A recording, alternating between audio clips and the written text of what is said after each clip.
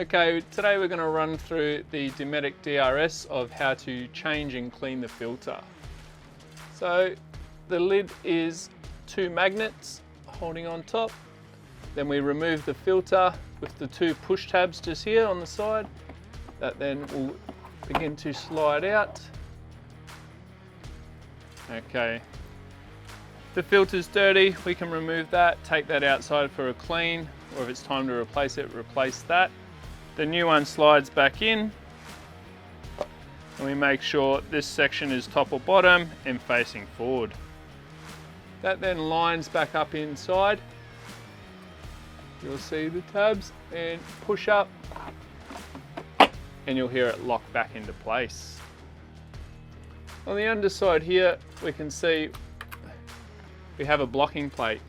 Now we don't want this blocking plate in while driving. This is designed that when you're set up at camp, it will block the filter so there will be no draft coming in or hot air escaping if it's cold. This simply slides up in front of the filter